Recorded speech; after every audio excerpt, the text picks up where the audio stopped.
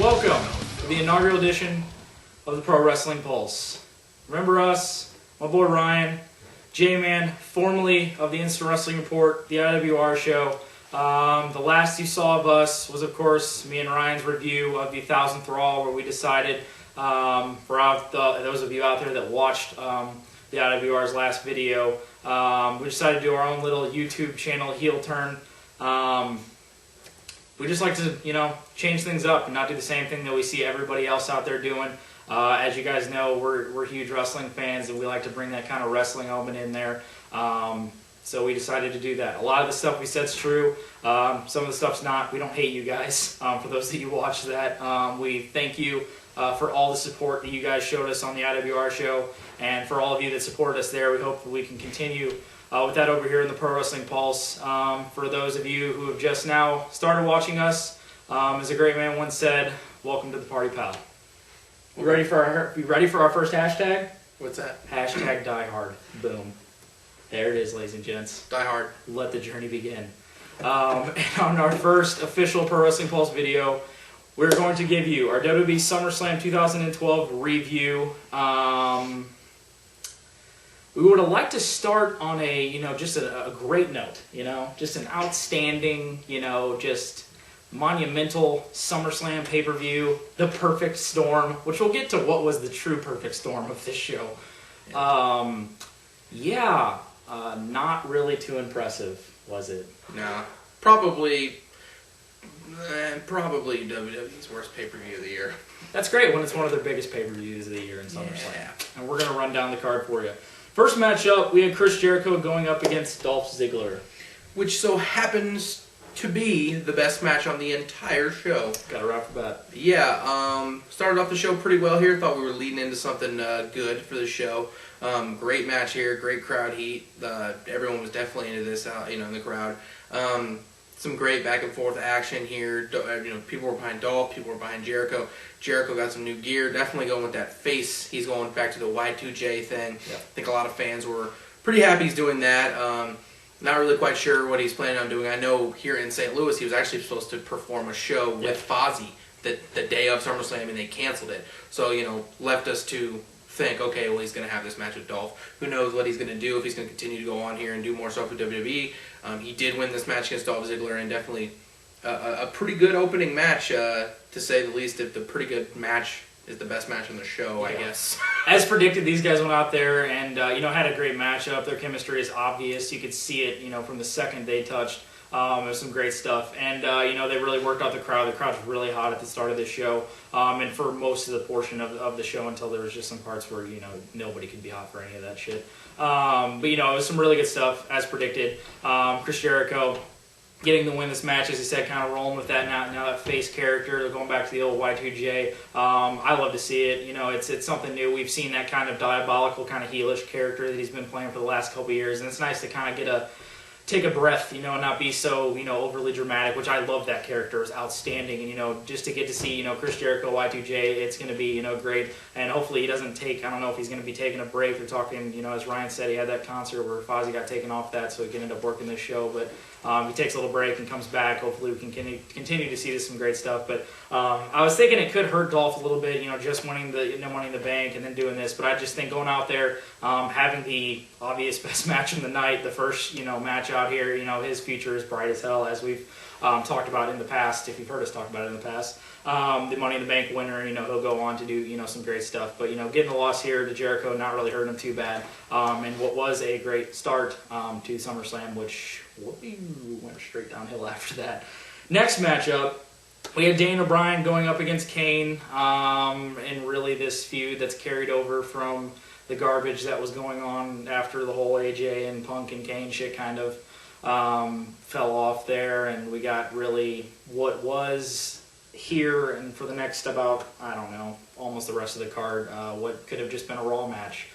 Really nothing special. Daniel Bryan, going out there and doing what he can with Kane for the limited amount of time that he got to go out there with him. Daniel Bryan getting a roll-up win. Thank God he at least got the win in this matchup. Cool to see him do that. roll-up finish, a la the kind of stuff we've seen in Daniel Bryan's past, getting the kind of roll-up and cradle finishes that we've seen in his past, and Daniel Bryan getting the win and not really too special in the matchup. Yeah, I think we talked about this. Kane being the master of the pointless feud, the master of the pointless match, pretty much being the guy that they throw in there, the guy who looks the part, goes in there and has the match with the, a guy who just needs to be on the card. They throw Kane on there with him, and that's pretty much it. Daniel Bryan over like a mofo. The only thing I really get out of this is Daniel Bryan was on the show, and Daniel Bryan won. So that's pretty much anything. There's not much of a rating to it. It was an okay match. Daniel Bryan works great with big guys, but you don't really want to see him doing that. You want to see him getting in there and working his ass off and putting on great matches. This was kind of just a thrown together kind of deal here. I would have rather seen kind of like a segment with Charlie Sheen, to be honest with you, if they could have planned that out. But, True. Here, okay, I guess nothing special. Quickly before we get into the next match, Ryan, I got a question for you. Yes. If we were to ever see a match in the WWE with massive movie star Leonardo DiCaprio, Okay.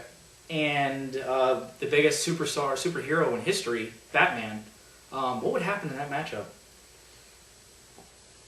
I don't think that would ever happen in wrestling. I just don't think they could ever just... No Leo, no Bruce Wayne, no Batman match. It's just not going to happen. It would never happen. Okay. In the history of wrestling. Ever. Nope. Next matchup, we had the Intercontinental title on the line.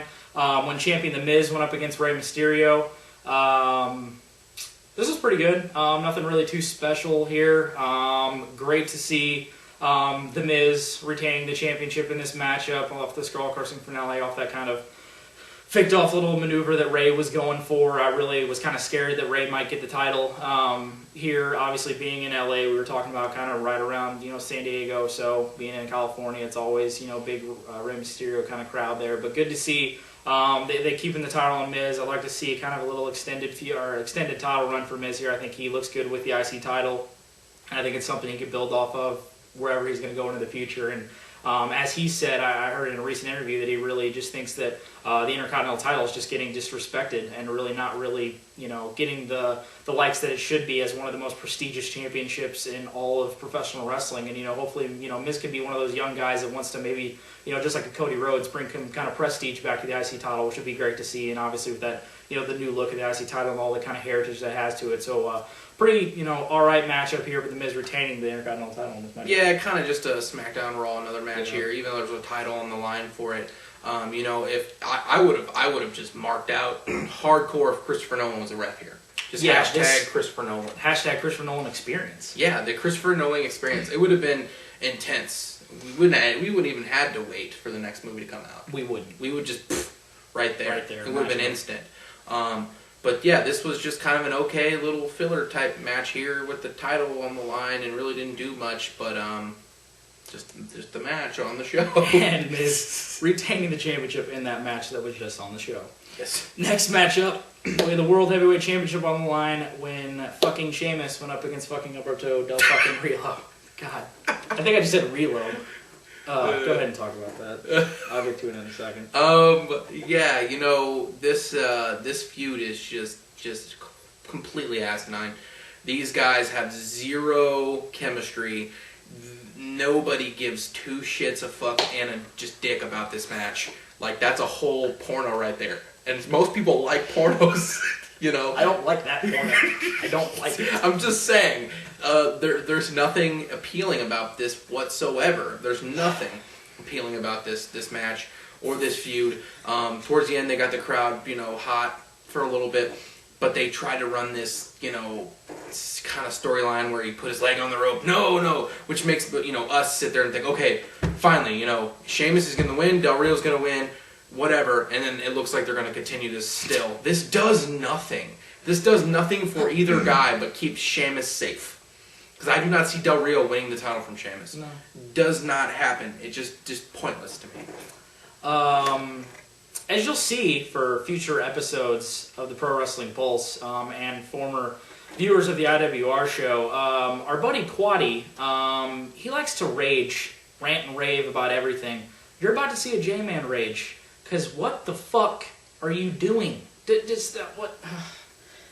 I like things, Ryan, I really like things in wrestling to make sense. and I like things to, just format together right and be fluid and, have some fucking just meaning behind it. This is so fucking pointless. It was pointless last month when there was absolutely nothing going on with just that blah fucking match they had. They go on here and they're gonna obviously continue it, which they shouldn't have continued. They shouldn't have had the fucking original match in the fucking first place, because they have the chemistry of a fucking doornail and a fucking deer. I don't even know. That doesn't even fit at all. That's how much chemistry they have. A turtle in a lawn chair. Exactly. Taco Bell and Long John Silver's. That would be fantastic. Chicken tacos. Well, goddamn, fish tacos. Fantastic. Yeah, that has chemistry. But this didn't have fucking chemistry. It's just, damn it. It just makes no fucking sense to me how they could just conceive this to just be worthwhile on your second biggest fucking pay-per-view of the year, and just continue this, which they can't continue any feuds because they don't know how to format any of this shit. So they do this and then they do the whole fucking finish that we just saw last month with TNA's pay-per-view with the fucking thing, but they did it right with the ending of that world title match, and this was just, and then you have fucking, we were talking, how many times have you seen the fucking rope finish with a face pinning the guy and a heel going for the thing and on the rope, and then that's never happened. It seemed really pointless. It almost seemed like just Sheamus had zero reason to beat Alberto Del Rio. Like, if you're putting this guy over... But yeah, we've seen zero reason for Del Rio to beat Sheamus. It's backwards. It's just fucking... There's no reason for either guy to beat each other. It's just a continuous feud with nonsense. What was the point of cutting this match out altogether? Like, what was the point of that? What was the point to just add more heat to it, to restart the match a week before, Oh, let's get people pumped for next month, dude. I mean, who doesn't want to see that? I mean, they had no Randy Orton on this show. If they at least would have added him to this to make it a triple threat. Get it a four-way. Add Randy and Cody Rhodes. Yeah. Here's my problem. They're like, well, we don't want to add Randy Orton to this match because it just doesn't make any sense. What? Explain. This makes sense. Explain to me how Del Rio that makes sense. Explain to me how just Kane and Daniel Bryan made any sense. Yeah. Miz and Mysterio. The tag titles, which we'll get to. None of this. All that was thrown together. So if you're gonna just throw shit together, at least throw like Randy Orton in there or something. Make it somewhat different than last week. We're gonna continue this feud of the decade, because it's gonna go, man. These guys got some chemistry, so we need to continue it. And Sheamus still your just Breaking Bad chemistry right there, son. World Heavyweight Champion. I don't really want to call him that, but that's what he is. Next matchup, with the WWE Tag Titles on the line, when champions Kofi Kingston and R-Truth, Tag Team of the Year, chemistry at the wazoo there as well, going up against our boys, the PTP, the Primetime Players, millions of dollars, without AW, because he's talking somewhere else, not on television anymore. This was yet another Raw matchup here. Let's start over here. The Primetime Players originally won a number one contenders matchup. Right. We ended up having hashtag Matthew Fox disease. We got lost. We forgot they were number one contenders for the tag titles. That's true. Had to win it again, number one contender for the tag titles. Went to SummerSlam and then got defeated.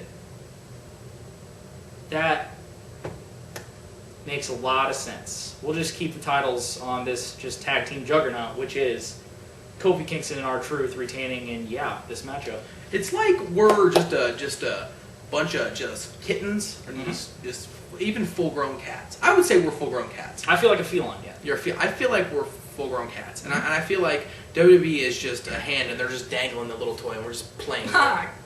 And we're keeping ourselves entertained. But after we're done, we realize that's really just not that entertaining. Nope. We just wasted time. And that's what they're doing with Primetime Players here. What is the point of doing all this with them?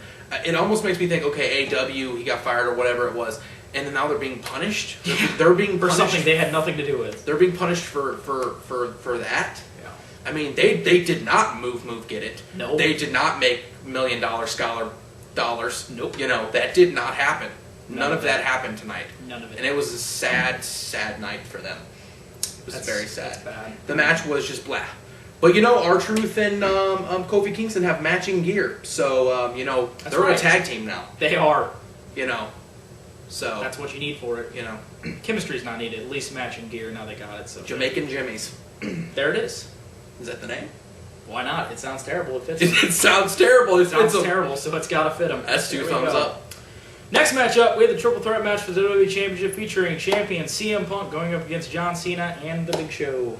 Yeah, the way I describe this match is like, it's almost like, you know, you're in a fighting pit, and you're in there, and it's 2 men fighting, and then there's like a horse in there, and the horse is just beating the shit out of both of the men, and as expected. Yeah, it just dominated both the men like nothing. And then one of the men in this match got the upper hand, did a big move, then got thrown out of the ring, and then the other man ran in there and got the pin on the horse. That's right. It kind of sounds like a porno from like Mexico. Yeah, 2 men and a horse. 2 men and a horse. I mean, should we just call it James Storm and his steed? James Storm and his steed. James Storm and his steed. Yeah, I mean, that falls in place. That does. This was just... Except there's 2 people and James Storm's 1 person. That's true, that's true. That's the only problem with it. Yeah, no, the problem, this was just pointless. This is another pointless thing. I mean, you know, Punk to get the pin on John Cena, or get the pin on Big Show, obviously leaning towards, you know, they're going into Boston, a good move with probably having Punk versus Cena in Boston. That's, you know, probably a great move.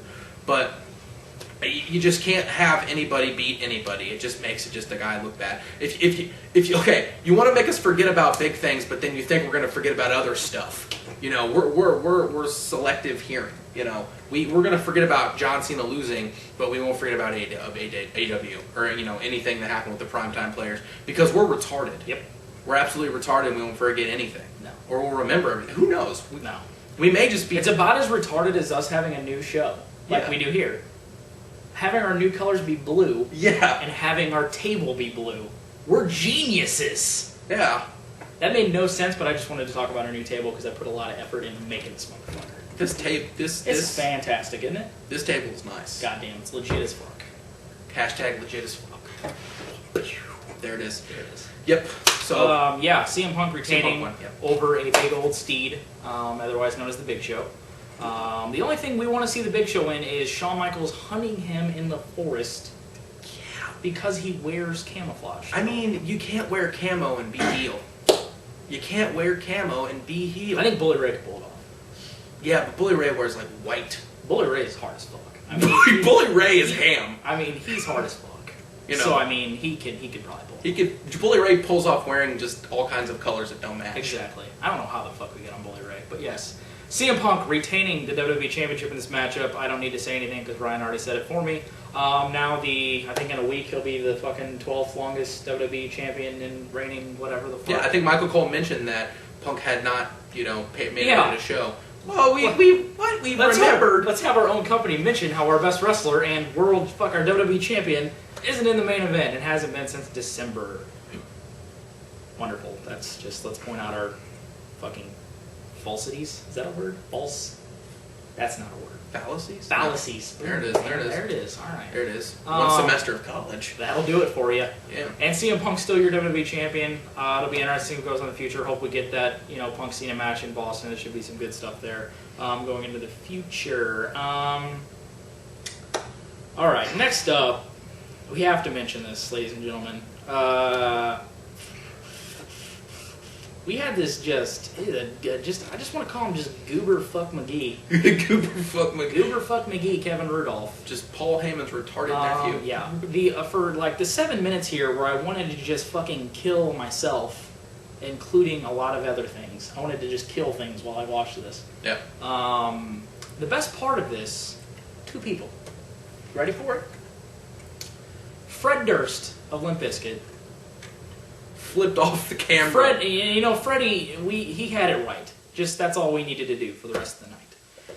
Maria Menounos, yep, who's been known to be just Thunder Cunt McGee. She'll be Thunder Cunt McGee. But we'll do that. I already forgot Kevin Rudolph's name. What was it? Goober Fuck McGee or something? Something like that. It's a McGee name. She's just wearing the most epic ass, just Bob Backlund, just fucking shirt with a thing. It's fucking fantastic. Yeah. But she's still retarded, I think. She covers shit that we don't give a shit about. This is the Pro Wrestling Pulse now. We're real as motherfuckers on this show. Yeah, and then we had that performance. It's one for the ages. If CeeLo Green didn't do it last year, Kevin Rudolph, don't look up, don't look down. Your time's going to come around. Don't look back. You've gone too far. I don't know the rest. Something about being a star. Something, and then it rhymes with star, which I forgot. It's the name of the fucking song. Yeah. Yeah.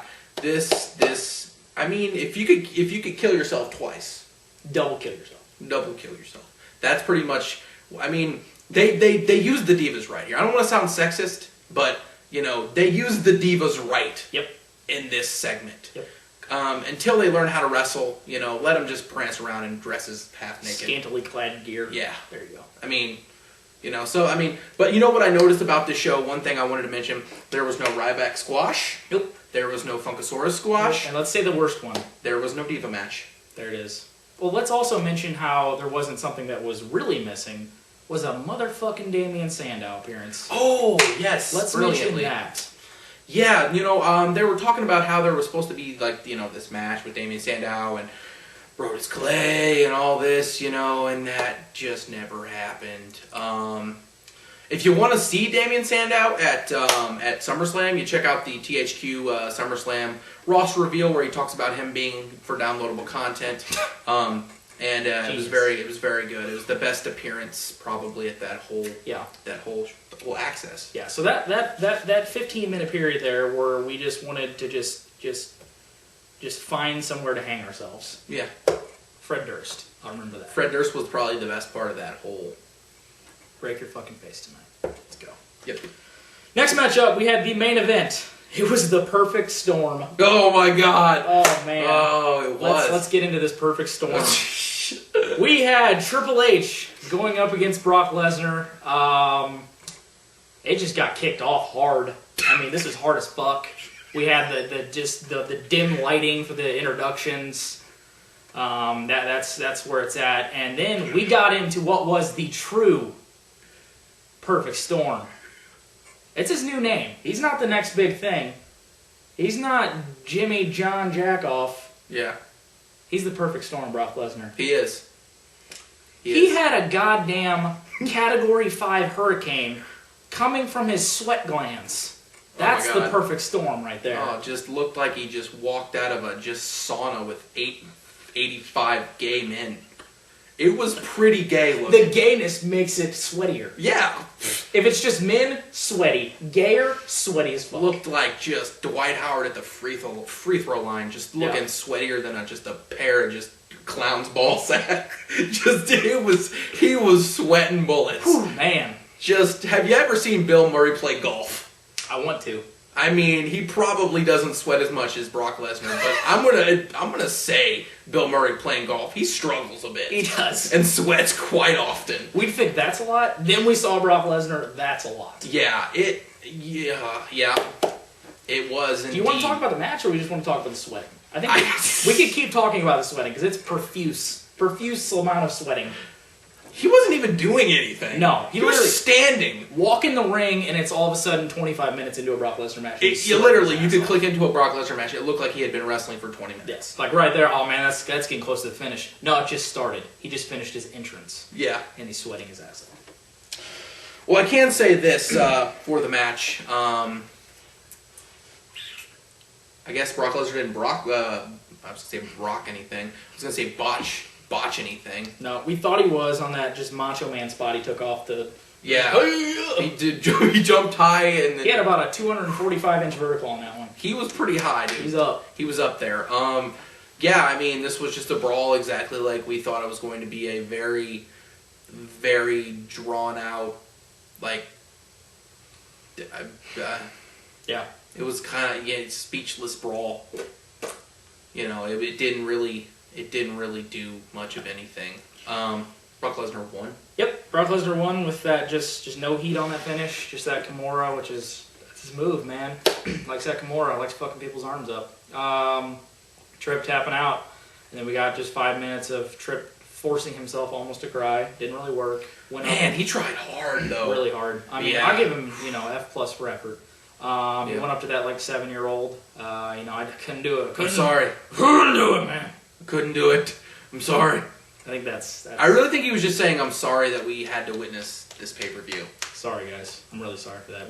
I'm gonna make this better. I hope we can. So I'm expecting Raw tomorrow to probably play out just like this, to be at least a carbon copy of what we saw tonight without Brock Lesnar, or probably Triple H on the show. Probably zero mention of anything that happened with them live. They'll probably show 15 highlight packages, but neither Brock Lesnar or Triple H will be there tomorrow. Probably not. Paul Heyman will be there though. Thank God for that. And he'll talk about the match. I'd listen to him read a fucking phone book. I'd probably do that. I would too. And Brock Lesnar getting the win in the main event of SummerSlam. We hope for future episodes of the Pro Wrestling Pulse to be things that we're going to be really intrigued about. Because 1, 2 things isn't really what we're all about. We like good things to talk about. And we'll hopefully get that going into the future. And should we just do it just cheesy like we started that WR show? Come join us on our journey. Come join us on a voyage. Back when we thought that actually sounded cool. Sounds gay as fuck. Pulse or die. Ooh, too soon for that one, boy. Bruh? Is it too soon? Is it too soon? I don't know. There it is. This will now wrap up our inaugural edition of the Pro Wrestling Pulse and our WWE SummerSlam 2012 review. For my partner Ryan, I am J-Man, and thank you for watching another edition of the Pro Wrestling Pulse. The Pulse.